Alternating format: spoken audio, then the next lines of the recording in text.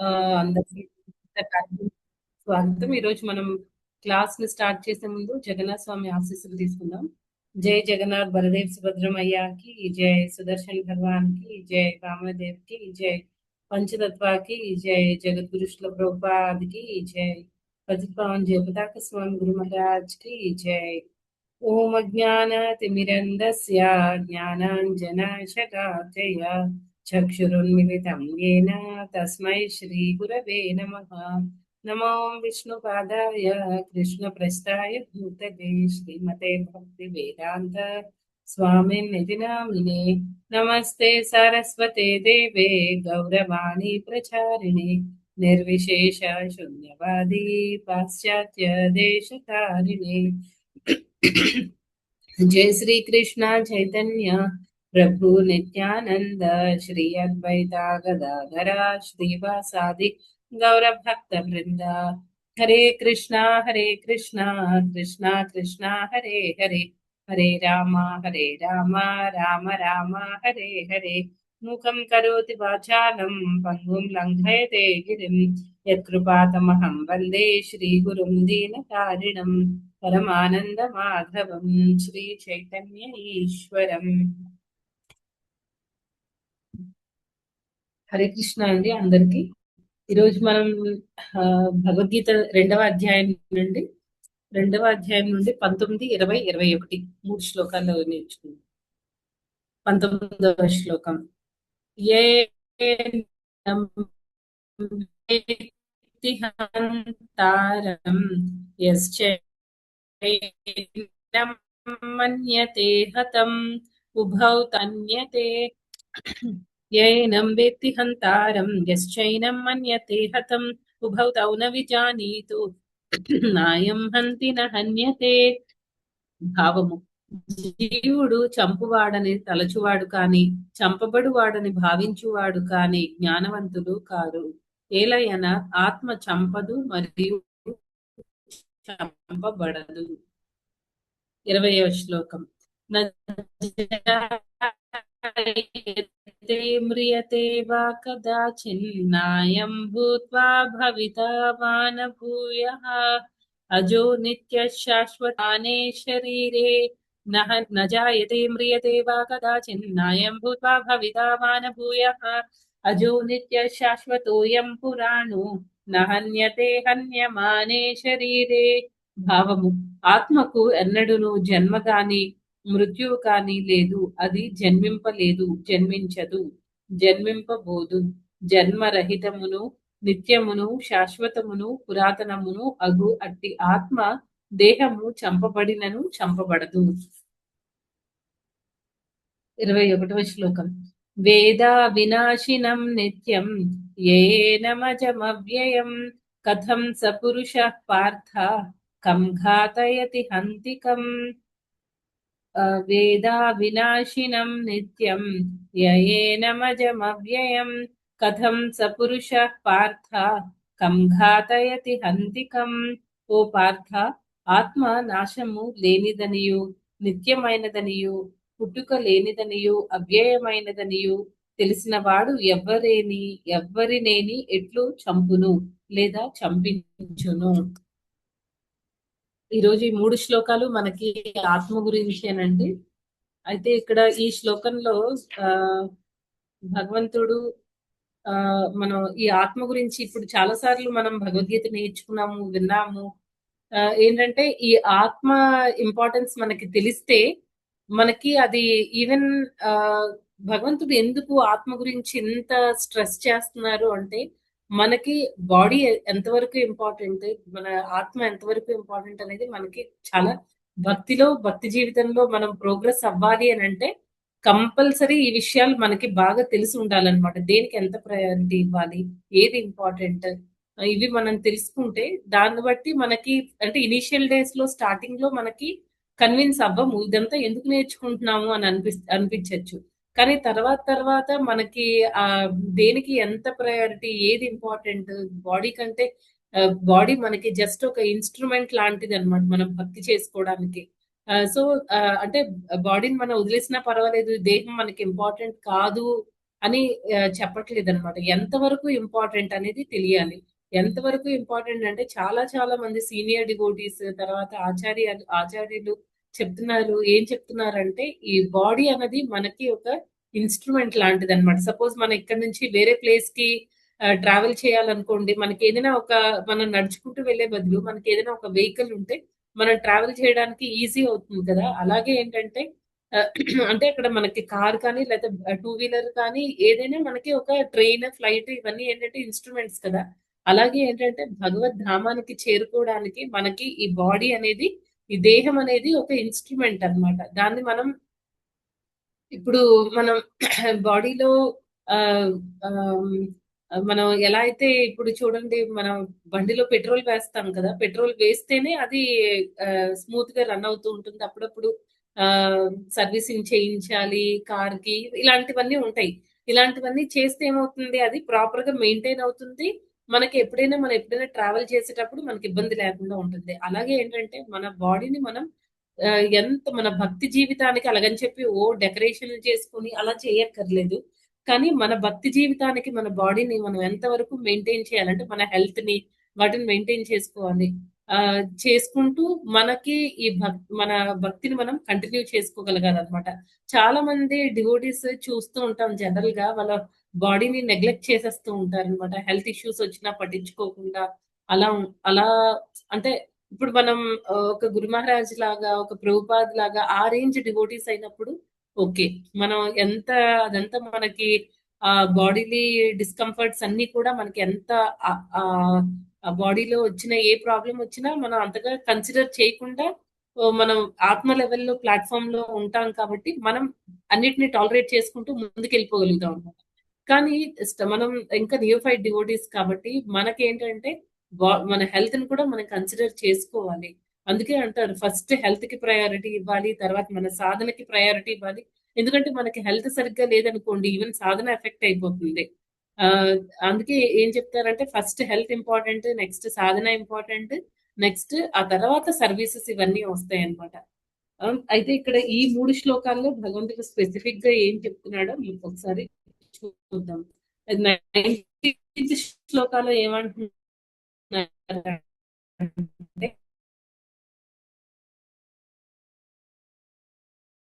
ఇప్పుడు ఆత్మకి అంటే డిఫరెంట్ 21 ఈ శ్లోకాల్లో ఉన్న డిఫరెంట్ క్వాలిటీస్ అవి ఇస్తున్నారనమాట. ఇక్కడ ఏం చెప్తున్నారు జీవుడు ఫస్ట్ శ్లోకాలు 19వ శ్లోకంలో ఏం చెప్తున్నారంటే జీవుడు చంపు వాడని తలచువాడు కానీ చంపబడి వాడని తలచువాడు కానీ జ్ఞానవంతుడు కాదు. అంటే మనం ఈ బాడీలీ ప్లాట్ఫామ్ లో చూసుకుంటే మనం ఆ, వేరే జీవుల్ని మనం చంపడానికి కానీ అంటే ఆత్మకి చావు పుట్టుకలు అనేవి ఉండవు కదండి. అంటే మనం వేరే వాళ్ళని చంపుతున్నాము అని అంటే దాని అర్థం ఏంటి వాళ్ళ దేహాన్ని చంపుతున్నట్టు. అంతేకాని ఆ జీవుణ్ణి అంటే ఆత్మని మనం చంపడం లేదు అని ఇక్కడ అర్జునుడికి భగవంతుడు ఈ జ్ఞానం ఇస్తున్నారనమాట. ఎందుకంటే అర్జునుడు అయ్యో వీళ్ళందరూ నా బంధువులు, నా ఆ, నాకు నా గురువు, నా తాత ఇవన్నీ చెప్తున్నాడు కదండి అర్జునుడు. అందుకనే భగవంతుడు నువ్వు చంపినా సరే ఈ యుద్ధంలో నువ్వు వాళ్ళ దేహాన్ని మాత్రమే చంపుతున్నావు. అంతేకాని వాళ్ళ ఆత్మకి చావు అనేది ఉండదు అని భగవంతుడు చెప్తున్నారు అనమాట. జనరల్ గా మనం ఇప్పుడు ఒక మనిషి పుడుతున్నాడు అని అంటే దాని అర్థం ఏంటండి ఆ మనిషి ఆ ఆ మనిషికి ఒక ఆ మనిషి ఒక బాడీలోకి ఆ ఆత్మ ఎంటర్ అవ్వడం మొత్తం బాడీ అంతా ఆ తల్లి గర్భంలో ఫామ్ అవ్వడము నెక్స్ట్ అతను ఆ తల్లి గర్భంలో నుంచి బయటికి రావడం అనేది జరుగుతుంది అనమాట. అంటే ఇక్కడ ఆ ఈ బాడీ అనేది లోపల ఉన్న ఆత్మ అలాగే ఉంటుంది. కానీ బాడీ అనేది రకరకాలుగా అంటే ఫ్లెష్ రావడము, స్కిన్ రావడము, బ్లడ్ తర్వాత మొత్తం ఆర్గన్స్ అన్ని ఫామ్ అవ్వడం అవన్నీ జరుగుతున్నాయి. బయటకు వచ్చిన తర్వాత ఏమవుతుందంటే ఈ శ్లోకాల్లో ఏం చెప్తున్నారంటే దేహం అనేది 6 రకాలైన చేంజెస్ జరుగుతాయి. మార్పులు అనేవి జరుగుతూ ఉంటాయి ఈ దేహానికి. అవేంటి ఫస్ట్ చిన్నగా పుడతాము. తర్వాత ఏమవుతుందంటే కొన్ని రోజులు అలాగే ఉంటాం. తర్వాత పెద్దవుతూ ఉంటాము. తర్వాత ఏమవుతుందంటే ఆహ్, మళ్ళీ వేరే మన నుంచి బై ప్రొడక్ట్స్ ని అంటే మన పిల్లలనే వాళ్ళు పుట్టడం అనేది జరుగుతుంది. నెక్స్ట్ ఏమవుతుందంటే మళ్ళీ బాడీ అలాగా ముసలితనం వస్తుందన్నమాట. క్షీణించిపోతుంది. తర్వాత ఒకరోజు దేహం అనేది శిథిలం అయిపోతుందనమాట. అలా ఈ 6 రకాలైన మార్పులు ఆ దేహంలో జరుగుతూ ఉంటాయి. ఇవన్నీ ఈ ప్రాసెస్ అంతట్లో కూడా చూసుకుంటే ఏం జరుగుతుందంటే ఆత్మ అనేది కాన్స్టెంట్ గా ఉంటుందన్నమాట. తల్లి గర్భంలో ఉండేటప్పుడు కూడా అదే ఆత్మ బయటకొచ్చిన తర్వాత ఆ ఆత్మకి సంబంధించిన ఆ ఆత్మకి కవర్ అయ్యి ఉన్న ఆ బాడీ అనేది చేంజ్ అవుతుందన్నమాట. అంతేకాని ఆ ఆత్మ అనేది ఆత్మలో ఎలాంటి మార్పు ఉండదు. ఆత్మ చిన్నదవ్వడం, పెద్దదవ్వడము, ముసలైపోవడము, తర్వాత లేకపోతే యూత్ లోకి రావడము, మళ్ళీ చచ్చిపోవడం ఇవన్నీ ఉండదు. ఆత్మకి పుట్టుక అనేది ఉండదు కాబట్టి చావు కూడా ఉండదు. అదే దేహానికి తీసుకుంటే దేహము పుడుతుంది. రకరకాల దేహాలన్నమాట. ఇక్కడ మనం ఓన్లీ ఈ ఈ మానవ దేహం గురించి మనం మాట్లాడడం లేదు. ఏ దేహమైనా సరే రకరకాల జీవులుకి సంబంధించిన దేహం గురించి మనం మాట్లాడుతున్నాం అన్నమాట. ఈ దేహం అనేది రకరకాల 6 రకాలైన మార్పులు చెందుతుంది. తర్వాత దేహంకి చావు ఉంది కాబట్టి పుట్టుక ఉంది కాబట్టి కంపల్సరీ చనిపోతుందన్నమాట. కాకపోతే ఏంటంటే ఈ మనం ఈ గ్రాస్ బాడీతో పాటు పంచభూతాలతో తయారైన ఈ శరీరంతో పాటు ఏంటంటే మనకి ఇంకొక శరీరం కూడా ఉంటుందన్నమాట. సూక్ష్మ శరీరం. అదేంటండి ఆహ్, హ్మ్. మైండ్, ఇంటెలిజెన్స్ అండ్ ఫాల్స్ ఇగో. ఆహ్, ఈ మూడిటితో తయారైంది సూక్ష్మ శరీరం అన్నమాట. అయితే ఏమవుతుంది మనస్సు, బుద్ధి, అహంకారం ఈ మూడిటితో తయారైంది ఈ సూక్ష్మ శరీరం.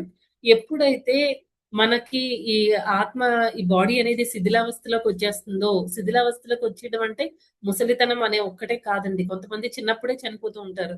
యాక్సిడెంట్ లో చనిపోతారు. లేకపోతే చిన్న పిల్లలు పుట్టగానే కొంతమంది చనిపోతూ ఉంటారు.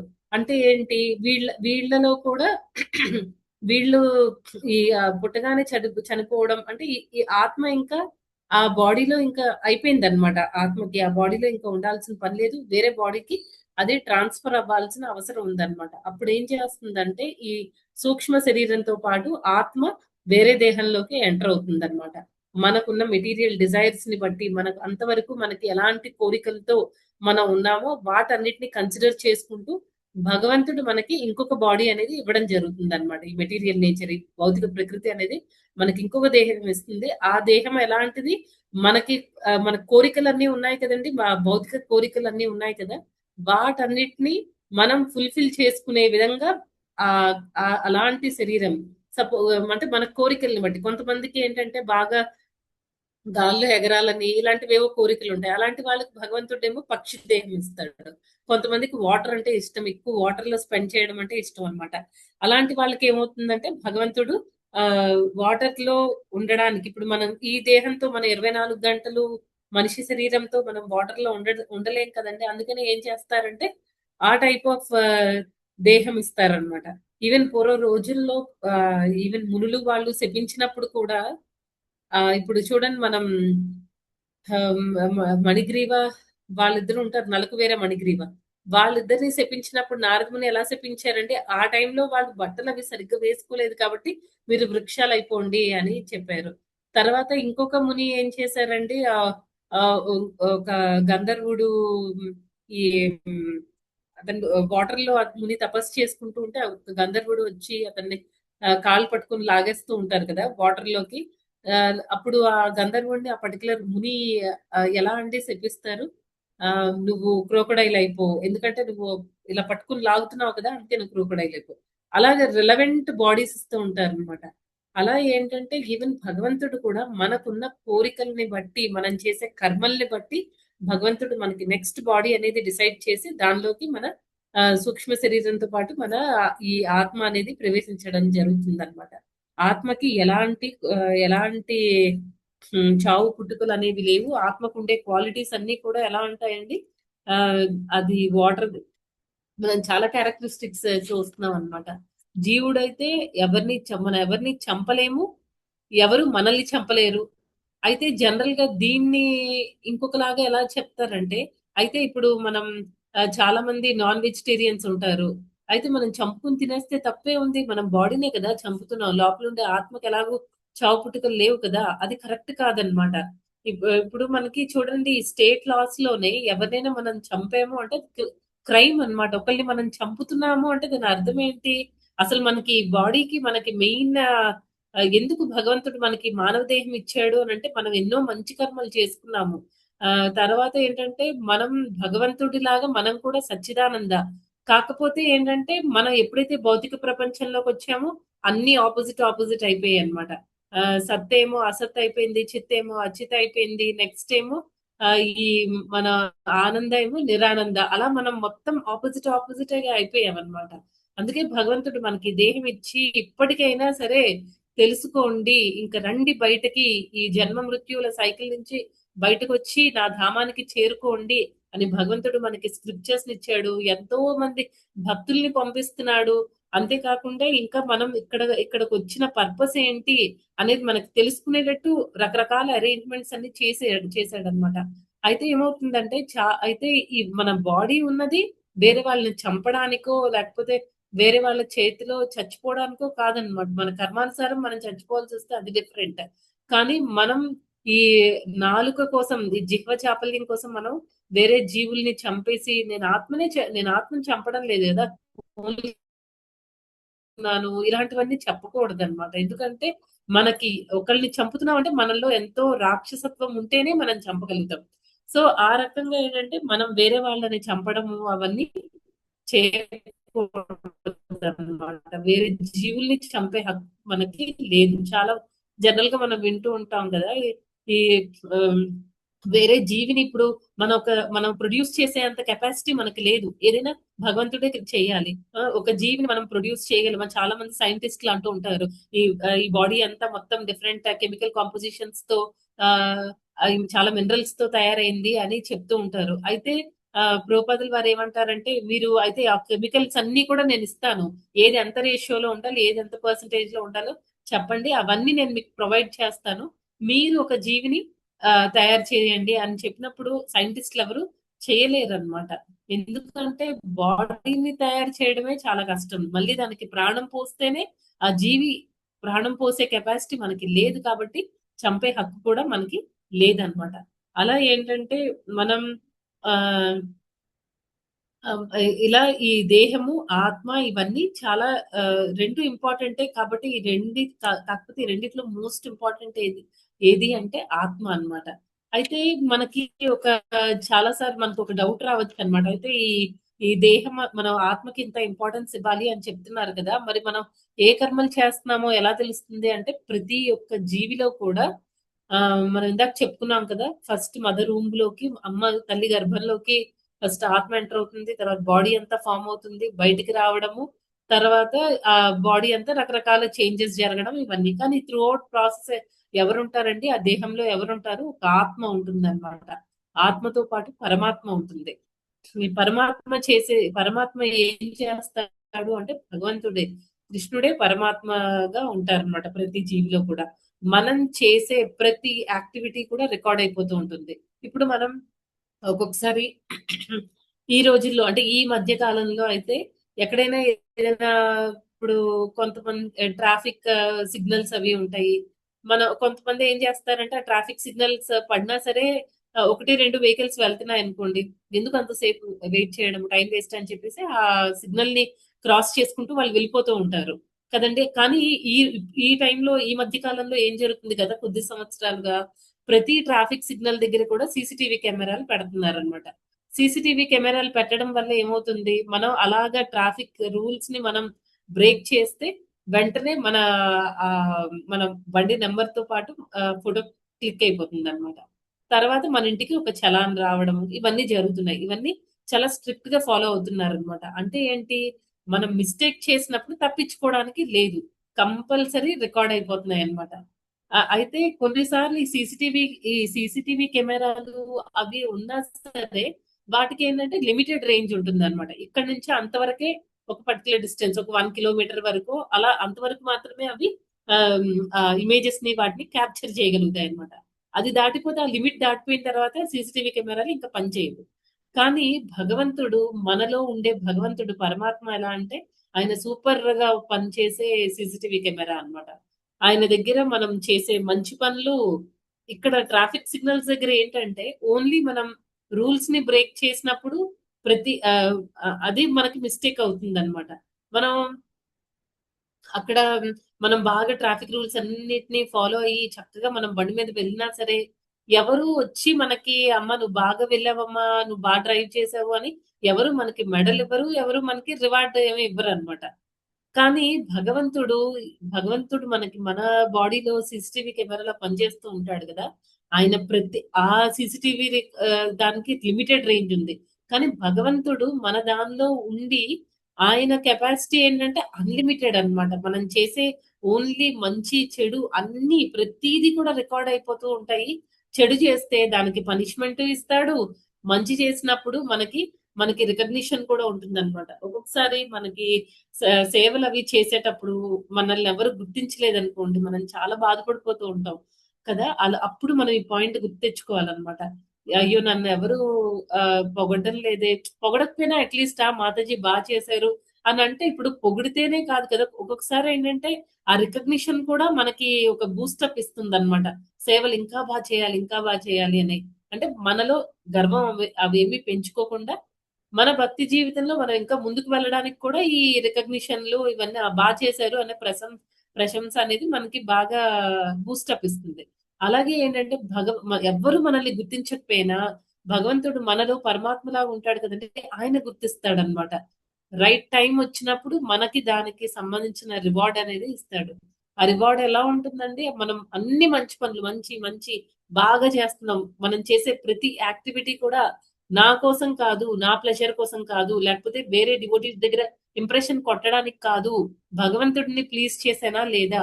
అలా మనం ఎప్పుడైతే ఆలోచిస్తూ ఉంటామో, మంచిగా ఆలోచించి బాగా సేవలవి చేస్తామో, ఎవ్వరు గుర్తించినా, గుర్తించకపోయినా భగవంతుడు మనలో పరమాత్మలాగా ఉండి ఆహ్, ఆయన అన్ని సేవల్ని గుర్తిస్తూ ఉంటాడు. ఆయన అన్నిటిని నోట్ చేసుకుంటాడనమాట. ఇంకా ఇంతే కాకుండా భగవంతుడు మాత్రమే కాదు, మనం చేసే ప్రతి యాక్టివిటీకి కూడా 12 రకాల మంది ఆహ్, విట్‌నెస్‌లుంటారనమాట. సన్ గాడ్, మూన్ గాడ్, అదే సూర్యుడు, చంద్రుడు, తర్వాత 4 దిక్కులు, మనలో ఉండే పరమాత్మ, తర్వాత యమధర్మరాజు ఇలా 12 మంది సాక్షులుంటారనమాట. వీళ్ళెప్పుడు కూడా మనల్ని మానిటర్ చేస్తూ ఉంటారు. ఇప్పుడు స్కూల్‌లో చూడండి పిల్లలెవరు టీచర్ ఎప్పుడు క్లాస్‌లో ఉండరు కదా! టీచర్స్ మారేటప్పుడు ఏం చేస్తారంటే, ఒక క్లాస్ అయిపోయాక టీచర్ వెళ్ళిపోతారు. వేరే టీచర్ వస్తారు. వేరే టీచర్ వచ్చినప్పుడు ఈ లోపల పిల్లలందరూ ఆహ్, మార్కెట్‌లా చేసేస్తారు కదండీ క్లాస్‌ని. అలాంటప్పుడు టీచర్ ఏం చేస్తారు, క్లాస్ టీచర్ ఒక మానిటర్‌ని పెడతారనమాట. ఆ మానిటర్ ఏం చేయాలి, ఎవరైనా మాట్లాడితే చిన్నప్పుడు మేము చేసేవాళ్ళు. ఎవరైనా మాట్లాడితే వెంటనే నోట్ చేసేసుకోవాలనమాట పేర్లు. నోట్ చేసుకొని టీచర్‌కి చెప్పాలి. చెప్తే టీచర్ ఏమో వాళ్ళకి పనిష్మెంట్ ఇస్తారు. అలా ఏంటంటే ఈ 12 రకాల మంది వీళ్ళు కూడా చేసేదదే అన్నమాట. మనం ఏదైనా తప్పు చేస్తున్నామా, మంచి చేస్తున్నామా ప్రతీదీ రికార్డ్ చేస్తూ ఉంటారన్నమాట. ఇలా ఏంటంటే మనకి ఈ ఇక్కడ భగవంతుడి సీసీటీవీ కెమెరా అనేది అ అన్‌లిమిటెడ్. దానికి ఇంత అని ఇది స్టార్టింగ్, బిగినింగ్ అలా ఏమి ఉండదన్నమాట. ప్రతీదీ ఆయన నోట్ చేసుకుంటాడు. మనం మంచి చేసినప్పుడు మనకి రివార్డ్స్ అవి అలాగే ఇస్తారు. ఆ రివార్డ్స్ ఏ రూపంలో వస్తాయండి? భక్తి జీవితంలో ఒక్కొక్కసారి సడెన్‌గా మనం బూస్టప్ అవుతామనమాట. ఎవరో ఒక డివోటీ మనకి మన లైఫ్‌లోకి భగవంతుడు పంపిస్తారు. అది మంచి ప్యూర్ డివోటీ అసోసియేషన్ మనకు దొరుకుతుంది. వాళ్ళ దగ్గర నుంచి మనం ఏవో కొన్ని ఇన్‌స్ట్రక్షన్స్ వింటాము. ఇదంతా భగవంతుడు మనకిచ్చే రికగ్నిషన్ అన్నమాట. మనం చేసే మంచి పనులకి. వాళ్ళ నుంచి వింటాము. వాళ్ళు చెప్పిన కొన్ని పాయింట్స్ మనకి డైరెక్ట్‌గా గుచ్చుకుంటాయన్నమాట. అప్పుడేమవుతుందంటే అంతవరకు నార్మల్‌గా చేసే భక్తి ఒక్కసారి మనకి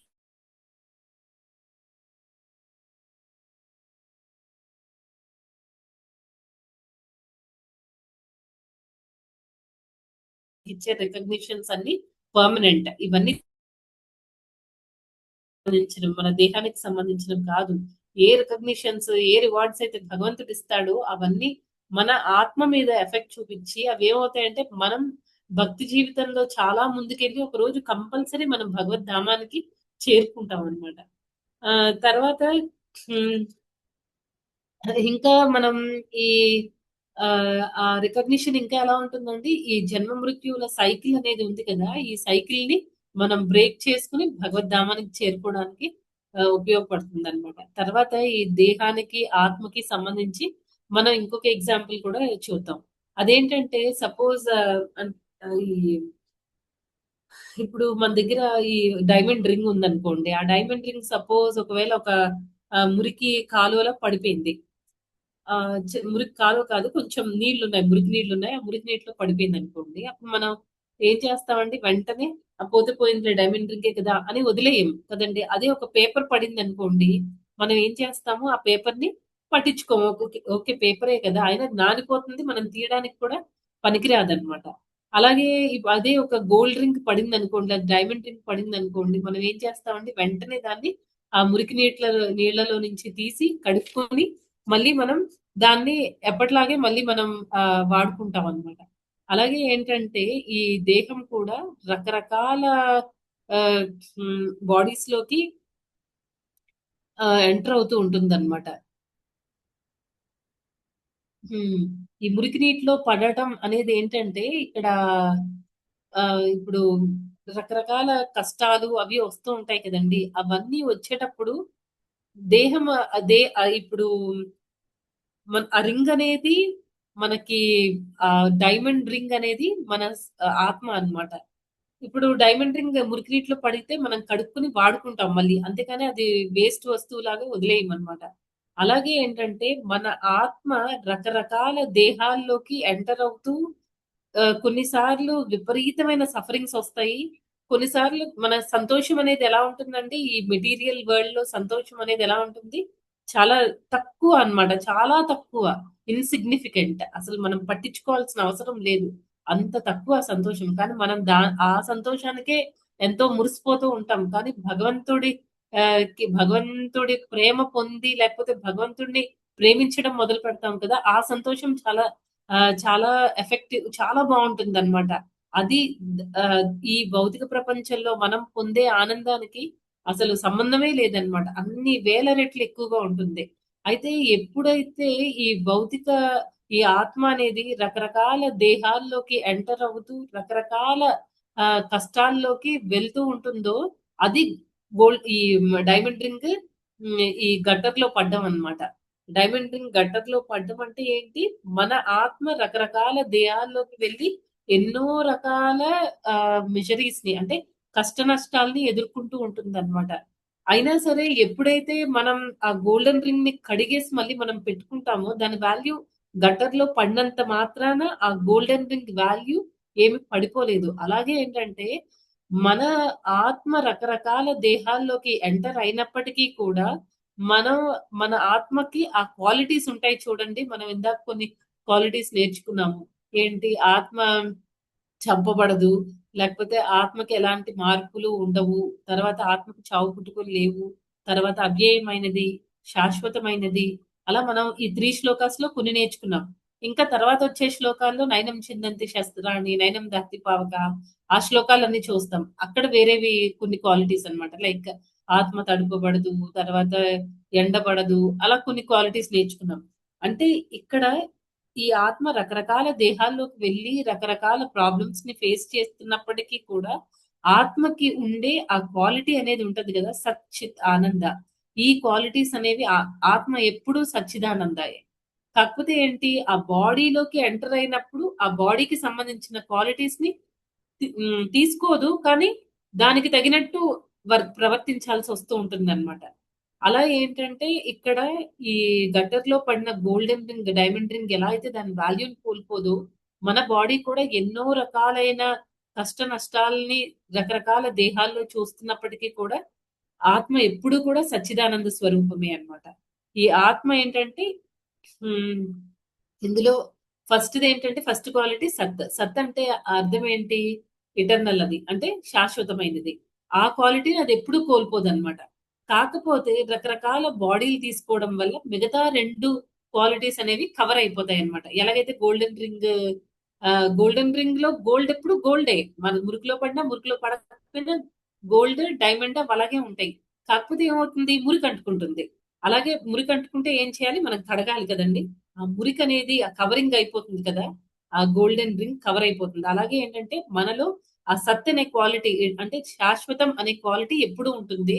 కాకపోతే మనం ఈ రకరకాల దేహాలు తీసుకోవడం వల్ల చిత్, ఆనంద ఈ 2 క్వాలిటీస్ ఏమవుతాయంటే కవర్ అయిపోతాయన్నమాట. చిత్ అంటే ఏంటి? నాలెడ్జ్. జ్ఞానం అన్నమాట. ఆ జ్ఞానము తర్వాత ఆనంద అంటే ఆనందం. ఈ 2 క్వాలిటీస్ అనేవి కవర్ అయిపోతాయి. మళ్ళీ అవి వాటిని మనం కడగడం అంటే ఏం చేయాలి ఇక్కడ అంటే, ఆ చిత్తుని అంటే జ్ఞానం అనేది కవర్ అయిపోయింది. అంటే ఏంటి ఇగ్నరెన్స్‌లో ఉందన్నమాట. ఆహ్, దాన్ని మళ్ళీ ఏం చేయాలి అంటే భక్తి అనే ప్రాసెస్ వల్ల మళ్ళీ కడగడం అంటే ఏంటి? ఆ ప్రాసెస్ భక్తి అన్నమాట. ఆ భక్తిని మనం ఎప్పుడైతే ఆహ్, భక్తి షెల్టర్ ఎప్పుడైతే తీసుకుంటామో అంటే భక్తి ఎప్పుడైతే స్టార్ట్ చేస్తామో అప్పుడేమవుతుందంటే ఈ చిత్ ఆనంద అంతే కదండీ! భక్తిలో మనకేమొస్తుంది? భగవంతుడు చెప్పాడు. దదామి బుద్ధి యోగం తం. నేను మీకు బుద్ధిని ప్రసాదిస్తాను అని. అంటే ఎప్పుడైతే మనకి ఆహ్, రకరకాల దేహాల్లోకి వెళ్ళినప్పుడు మన జ్ఞానము, తర్వాత మన ఆనందం ఈ 2 క్వాలిటీస్ ఏమవుతాయి కవర్ అవుతాయి. ఎప్పుడైతే మనం భక్తి అనే ప్రాసెస్‌ని మళ్ళీ పట్టుకుంటామో అప్పుడేమవుతుందంటే ఈ కవరింగ్ పోతుందన్నమాట. ఇగ్నరెన్స్ అనే కవరింగ్ పోయి మళ్ళీ మనకి భగవంతుడే జ్ఞానాన్నిస్తాడు. ఎప్పుడైతే మనం భగవంతుడి జ్ఞానాన్ని పొందుతామో ఫైనల్‌గా మనకి దొరికేదేంటంటే ఆనందం. బ్లిస్ అన్నమాట. అది అన్‌లిమిటెడ్ బ్లిస్. మనం ఎంత భక్తి చేసుకొని, ఎంత సబ్మిసివ్‌గా ఉండి, ఎంత డివోటీస్ అసోసియేషన్ తీసుకుంటామో అప్పుడేమవుతుందంటే మనకి జ్ఞానం అనేది వస్తుంది. దాంతో మనకి వచ్చే ఆనందం అన్‌లిమిటెడ్ అన్నమాట. నెక్స్ట్ ఇంకా ఈ నెక్స్ట్ ఇంకా ఏంటంటే ఇందాక మనం ఇలా ఈ భక్తి అనే ప్రాసెస్‌లో ఉండడం వల్ల మనకి మన ఒరిజినల్ క్వాలిటీస్ అన్నీ మనకి మంచిగా తయారవుతాము. భగవంతుడి భక్తిలోకి వెళ్తాము. భగవంతుడు మనల్ని ఆహ్, బాగా ఆహ్, అంటే ఫాస్ట్‌గా మనం భగవద్ధామానికి చేరుకోవడానికి ఆయన అన్ని దారులు ఓపెన్ చేస్తారు. అది ఇంపార్టెంట్. నెక్స్ట్ ఇంకా ఏంటి మనం ఇంకొక పాయింట్ ఏంటి అంటే ఆహ్, ఆత్మ ఇప్పుడు సరే నేను ఇది ఒక సైడ్ ఆఫ్ ది కాయిన్ మనం చూస్తున్నాం. భక్తి చేయాలి, ఆత్మకి ఇంపార్టెన్స్ ఇవ్వాలి అని. ఇంకొక సైడ్ ఆఫ్ ది కాయిన్ చూద్దాం. అదేంటంటే హింస చేయడం అన్నమాట. ఇందాక మనం చెప్పుకున్నాం కదండీ! దానికి కంటిన్యూషన్ అనుకోవచ్చు. అదేంటి ఆహ్, నే ఆహ్, నే నేను ఎలాగో ఆత్మని మనం ఎలాగో చంపలేము. కాబట్టి నేను తినడానికి నేను రకరకాల జీవుల్ని చంపేస్తాను. అలా అది రాంగ్ అన్నమాట. ఇప్పుడు వైలెన్స్ అనేదేంటంటే అది ఓన్లీ మనం వేరే వాళ్ళని చంపితేనే అది వైలెన్స్ అవ్వదండి. హింస అనేది వేరే వాళ్ళని శారీరకంగా చంపడం ఒక్కటే కాదనమాట. లేతే కొట్టడం ఇవే కాదు. మానసికంగా పెట్టే హింస కూడా మనకి హింస కిందకే వస్తుందనమాట. అవి ఎలాంటివి అంటే వేరే వాళ్ళని ఆహ్, వాళ్ళని అవమానించేటట్టు మాట్లాడటం కానీ, లేకపోతే వాళ్ళని తిట్టడము, లేకపోతే వాళ్ళు కొంతమంది ఉంటారు జనరల్‌గా ఆహ్, ఆఫీస్‌లో మనం జనరల్‌గా చూస్తూ ఉంటాము. కొంతమంది భక్తి జీవితంలో కూడా మనకి ఎదురవ్వచ్చు. కానీ జనరల్‌గా ఏంటంటే భౌతిక ప్రపంచంలో మనం ఎక్కువ చూస్తూ ఉంటామన్నమాట ఇలాంటి వాళ్ళని. ఎలా అంటే ఒకళ్ళు పని చేస్తారు. క్రెడిట్ వేరే వాళ్ళు తీసేసుకుంటారనమాట. ఎవరైతే చేశారో వాళ్ళని హైడ్ చేసేస్తారనమాట. వాళ్ళని హైడ్ చేసేసి నేనే చేశాను అని మనల్ని మనం ఆహ్, పొగుడుకోవడము. తర్వాత వేరే వాళ్ళ పొజిషన్‌ని అన్యాయంగా మనం గ్రాబ్ చేయడము, లాక్కోవడం అన్నమాట. ఇలాంటివన్నీ కూడా వైలెన్స్ కిందకే వస్తాయన్నమాట. ఇవన్నీ ఏంటంటే ఇందాక మనం చెప్పుకున్నట్టు మనం ఏ యాక్టివిటీ చేసినా భగవంతుడు ప్రతీది కూడా ఆయన రికార్డ్ చేసేస్తూ ఉంటాడన్నమాట. అయితే ఈ భౌతిక ప్రపంచంలో ఏ క్వాలిటీస్ అయితే ఉంటాయో అవన్నీ కూడా మనం ఆధ్యాత్మిక జీవితంలో 100% ఉపయోగించడానికి లేదండి. ఎలా అంటే ఇప్పుడు మనం చెప్పుకున్నాం కదా! వేరే వాళ్ళ వర్క్ క్రెడిట్‌ని మనం తీసేసుకుంటాము అని. కానీ అదే మనం ఇప్పుడు ఆధ్యాత్మిక జీవితంలో అప్లై చేయడానికి ట్రై చేశామనుకోండి. అది కూడా ఒక టైప్ ఆఫ్ హింస అన్నమాట. ఫస్ట్ ఆఫ్ ఆల్ మనం మెంటల్‌గా కానీ, ఫిజికల్‌గా కానీ, లేకపోతే మాటల ద్వారా కానీ, ఏ రకంగా అయినా సరే మనం వేరే వాళ్ళని ఇబ్బంది పెడితే అది భగవంతుడు సహించడు. ఓకేనా? అది మనం భక్తిలో అని చెప్పుకోవడానికి కూడా ఉండదన్నమాట. సో, అది రాంగ్. తర్వాత ఏంటి? మెటీరియల్ భౌతిక ప్రపంచంలో ఏం చేస్తారంటే జనరల్‌గా పాలిటిక్స్ ఏవో ప్లే చేస్తారు. రాజకీయం చేసి ఒకళ్ళు చేసిన వర్క్‌ని వాళ్ళు చేయలేదు నేనే చేశానని చూపించేసుకొని ప్రమోషన్‌లు ఏవో కొట్టేస్తూ ఉంటారు ఆఫీసుల్లో. కా హై సాలరీ హైక్స్ రావడం ఇవన్నీ జరుగుతాయి. కానీ అదే మనం తీసుకొనొచ్చి అదే మెంటాలిటీతో వచ్చి మనం ఆధ్యాత్మిక ప్రపంచంలో వేరే భక్తులతో అలా ప్రవర్తిస్తామంటే అది అస్సలు జరగదనమాట. ఎందుకంటే వైష్ణవ అపరాధం అవుతుంది. ఎప్పుడైతే మనం వైష్ణవ అపరాధాలు చేస్తూ ఉంటామో, వేరే వాళ్ళు ఏదో సేవ చేస్తే మాతాజీ అది నేనే చేశానని చెప్పుకున్నాం అనుకోండి, మనందరిలో మనకు ఆ 12 రకాలైన విట్నెస్లు ఉన్నారు, సాక్షులు. పరమాత్మ ఉన్నాడు. వీళ్ళందరూ కలిసి ఏం చేస్తారంటే ప్రతిదీ రికార్డ్ అయిపోతూ ఉంటుంది కదా! మన భక్తి జీవితంలో మనం టకటకటక పడిపోతాం అన్నమాట. ఎంతో కష్టపడి, ఎన్నో జన్మల్లో మనం కొంచెం కొంచెంగా మనం సంపాదించుకుంటూ ఉన్నామండి భక్తి అనే గొప్ప ఏమంటారు ట్రెజర్‌ని, నిధిని మనం సంపాదించుకుంటున్నాం. అది మొత్తం కొలాప్స్ అయిపోతుందన్నమాట. అంటే అక్కడ చేస్తున్నవన్నీ మనం ఇక్కడ చేస్తాము అంటే అసలు కుదరదు. భగవంతుడు అస్సలు టాలరేట్ చేయడన్నమాట ఇలాంటివన్నీ కూడా. నెక్స్ట్ ఇంకా అంటే ఇక్కడ పాయింట్ ఏంటంటే వైలెన్స్ అంటే అది ఓన్లీ చంపడం అనే కాదు. వేరే వాళ్ళని మనం ఏ రకంగా ఇబ్బంది పెట్టినా అది వైలెన్సే అవుతుంది. తర్వాత ఎస్పెషల్లీ ఆధ్యాత్మిక జీవితంలో ఏంటంటే మనం వేరే వాళ్ళని ఇబ్బంది పెడితే అవంతా కూడా మన ఆధ్యాత్మిక జీవితం మీద చాలా నెగెటివ్ ఇంపాక్ట్ చూపిస్తుందన్నమాట. ఆహ్, చా భాగవతంలో కూడా మనకి సిక్స్త్ క్యాంటోలో వస్తుందనుకుంటా. కాదు, థర్డ్ క్యాంటోలో వస్తుంది. అదేంటంటే ఇంపార్టెంట్ పాయింట్ మనం బాగా గుర్తుపెట్టుకోవాల్సింది. జనరల్‌గా మనం వైష్ణవ అపరాధం చేస్తే అది ఓన్లీ మన ఆధ్యాత్మిక జీవితాన్ని మాత్రమే దెబ్బతీస్తుంది అని మనం అనుకుంటాము. కానీ ఇది రాంగ్ అన్నమాట. Completely wrong. ఆధ్యాత్మిక జీవితాన్ని మాత్రమే కాదు, మన మెటీరియల్ జీవితాన్ని కూడా మొత్తం కొలాప్స్ అయిపోతాం. అలా జరగకూడదు. అలా జరగకుండా ఉండాలి అనంటే భక్తుల పట్ల మనం ఎంతో ప్రేమతో ఉండాలన్నమాట. మనలో ఉండే నెగెటివ్ క్వాలిటీస్ ఏవైనా ఉంటే అవి ఎప్పటికప్పుడు మనం చెక్ చేసుకుంటూ రిమూవ్ చేసేసుకోవాలి. చాలా చాలా ఇంపార్టెంట్ ఏంటి అంటే వేరే భక్తులు ఎవరైనా ఏదైనా సాధించినప్పుడు మనస్ఫూర్తిగా మనం వాళ్ళని పొగడగలిగే స్టేజ్‌లో ఉంటే మన ఆధ్యాత్మిక జీవితం చాలా ఫాస్ట్ గా మనం గ్రో అవుతాం అన్నమాట. ఎందుకంటే వేరే వాళ్ళలో ఉండే పాజిటివ్ క్వాలిటీస్ ని మనం పొగుడుతుంటే భగవంతుడు మనల్ని బ్లెస్ చేస్తాడన్నమాట. మన ఆధ్యాత్మిక గురువు మనల్ని బ్లెస్ చేస్తారు. ఎలాగా నువ్వు కూడా నీలో కూడా ఆ పాజిటివ్ క్వాలిటీస్ రావాలి. ఎందుకంటే మనం ఆ క్వాలిటీస్ కి అట్రాక్ట్ అయిపోతున్నాం. కాబట్టి భగవంతుడు ఏంటి మనకి ఏది ఇష్టమో అది ఇస్తాడు. సో దట్ మనం భక్తిలో ఫాస్ట్ గా ప్రోగ్రెస్ అవుతాం కాబట్టి. అలా ఏంటంటే మనకి ఈ భౌతిక జీ ఈ మనకు కూడా ఆ పాజిటివ్ క్వాలిటీస్ అన్నీ ఆహ్, మనలో డెవలప్ అయ్యేటట్టు భగవంతుడు చేస్తాడనమాట. అలా వేరే వాళ్ళ పట్ల ఎన్వియస్‌నెస్ అవి ఉండకూడదు. మనం వేరే వాళ్ళని చూసి జెలస్ ఫీల్ అవ్వకూడదు. వాళ్ళలో ఉండే క్వాలిటీస్ మనం పొగడ్డం వల్ల మనలో కూడా క్వాలిటీస్ డెవలప్ అవుతాయి. ఇవన్నీ భక్తి మనం అన్ని చెప్పుకుంటున్నాం దేనికంటే, ఎందుకంటే ఆత్మకి సంబంధించింది భక్తి అనేది. మనం ఆహ్, ఈ దేహానికి సంబంధించిందయితే కాదు. కాకపోతే ఏంటంటే భగవంతుడు మనం ఎంత ఇంక్లినేషన్‌తో ఉంటే, ఎంత భగవంతుడి పట్ల ఉంటే అంత మనకి అరేంజ్‌మెంట్స్ అన్ని చేస్తూ ఉంటాడన్నమాట భక్తి ఇంకా బాగా చేసుకోవడానికి. తర్వాత ఇంకొక భాగవతంలోనే ఒక ప్రేయర్ వస్తుందన్నమాట. దానిలో ఏం చెప్తారంటే అది ఎవరు ప్రే చేశారు నాకదంతా గుర్తులేదు. కానీ అక్కడ టాపిక్ ఏంటంటే ఇప్పుడు మన గజేంద్ర మోక్షం ఉంటుంది గదా! గజేంద్ర మోక్షంలో గజేంద్రుడు మన మైండ్ లాంటి వాడు. తర్వాత గజేంద్రుడు ఒక సరస్సులో ఆ క్రోకడైల్ పట్టేసుకుంటుంది కదా! ఆ సరస్సేమో ఈ భవసాగరం లాంటిది. తర్వాత ఆ క్రోకడైల్ ఏమో మాయ లాంటిదన్నమాట.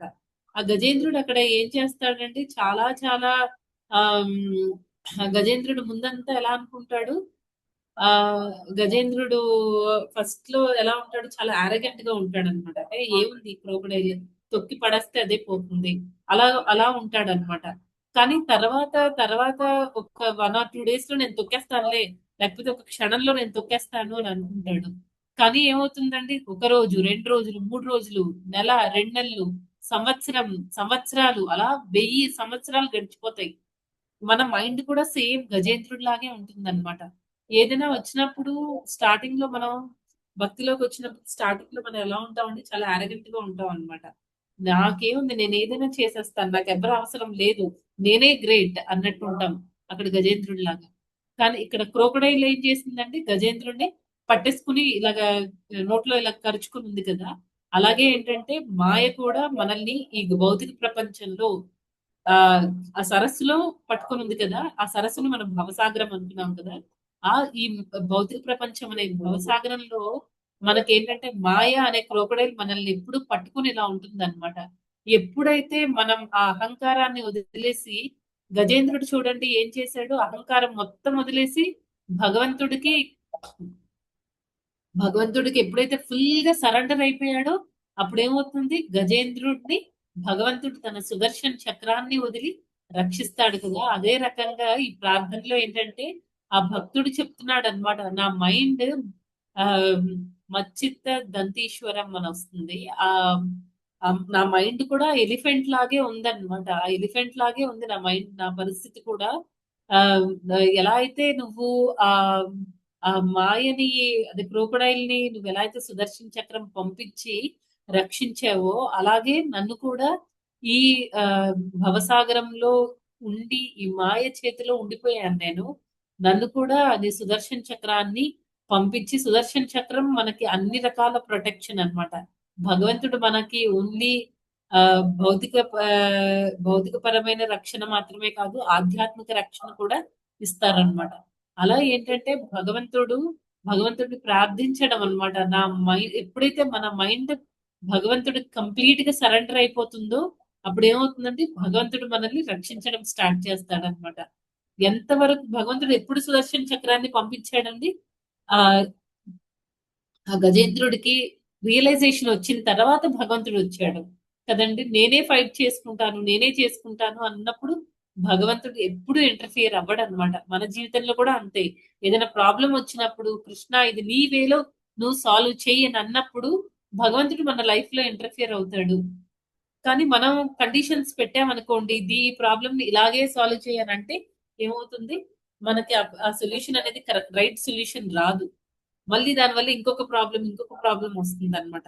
అలా కాకుండా మొత్తం మనం కంప్లీట్ గా సరెండర్ అయిపోయి కృష్ణ నువ్వే సాల్వ్ చెయ్యి ఎలా చేస్తే అలా అని మనం ఎప్పుడైతే ఆ పొజిషన్ లో ఉంటామో దానికి భగవంతుడు ఇచ్చే సొల్యూషన్ తిరిగి ఉండదు అనమాట. ఇంకా మళ్ళీ మనం చూసుకోవాల్సిన అవసరం ఉండదు. అయితే భగవంతుడు మనకి రకరకాల స్క్రిప్చర్స్ ఇవన్నీ ఇచ్చారనమాట. అంటే భగవంతుడి గురించి మనం ఇంకా ఇంకా తెలుసుకోవాలి. మన బాడీ మనకి ఒక ఇన్స్ట్రుమెంట్ అంతే. దాన్ని మనం ఎంతవరకు డెకరేషన్లు చేయాల్సిన అవసరం లేదు. కానీ మెయింటైన్ చేయాలి అని మనం తెలుసుకోవాలి. తెలుసుకున్నప్పుడు ఏమవుతుంది మనకి చాలా ప్రభుపాద్ అంటారు కదా సింపుల్ లివింగ్ హై థింకింగ్. అది ఎప్పుడు మనం గుర్తుపెట్టుకోవాలి. మన ఆ, ఈ బాడీని మెయింటైన్ చేయడానికి కావలసినవన్నీ తగ్గించాలన్నమాట. తగ్గించుకొని మన ఆత్మని మనం మెయింటైన్ చేసుకోవాలి. భగవంతుడితో మన ఆత్మని మనం కనెక్ట్ చేసుకోవాలి అని చెప్తున్నారు.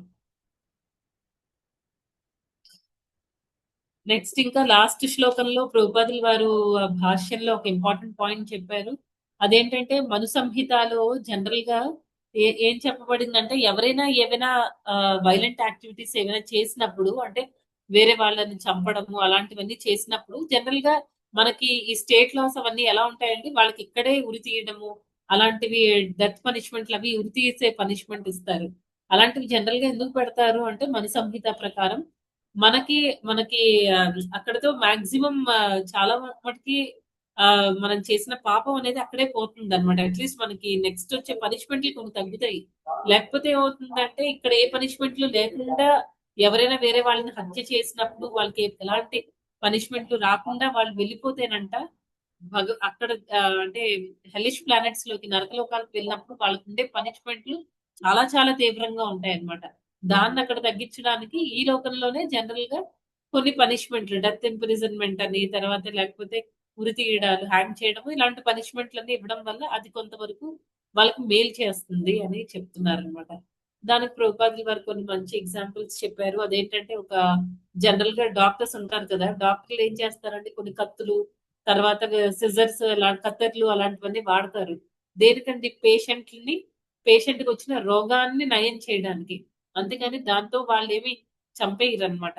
అలాగే ఏంటంటే ఈ లోకంలో జనాలు ఎవరైతే తప్పులు చేస్తున్నారో వాళ్ళకి ఇక్కడే పనిష్మెంట్లు దొరికితే ఏమవుతుందంటే వాళ్ళు నెక్స్ట్ వచ్చే జన్మల్లో వాళ్ళంత సఫరింగ్స్ అనేవి తగ్గుతాయి. వాళ్ళు పడాల్సిన బాధలు అవన్నీ తగ్గుతాయి అన్నమాట. అది చెప్తున్నారు. నెక్స్ట్ ఇక్కడ మరి ఇంకొకటి ఏంటంటే చంపద్దు, చంపద్దు అని చెప్తున్నారు. అది వైలెన్స్ అవుతుంది అంటున్నారు కదా! మరి అర్జునుడికి చంపమని భగవంతుడే చెప్పారు కదా! అంటే దానికి సుప్రీం సుప్రీం కాజ్ ఉందన్నమాట. అదేంటి భగవంతుడు భగవంతుడి కోసం అర్జునుడిని చంపమంటున్నాడు భగవంతుడు. నువ్వు ఎందుకంటే అది క్షత్రియ ధర్మము. నువ్వు నా కోసం నేను చెప్తున్నాను నువ్వు చెయ్యి. అది నీకు మంచిది. అది ఓకే అన్నమాట. అంతేకాని మన ఇష్టానుసారం మనం ఎవరిని చంపడం కానీ, లేకపోతే వేరే వాళ్ళని ఇబ్బంది పెట్టడం కానీ చేయకూడదు. అవన్నీ మనకి భక్తి జీవితంలో పడిపోయేటట్టు చేస్తాయి. ఇదండి ఈరోజు ఈ 3 శ్లోకాలు. ఎవరికైనా ఏమైనా ప్రశ్నలు ఉంటే అడగండి మాతాజీ. హరే కృష్ణ అండి.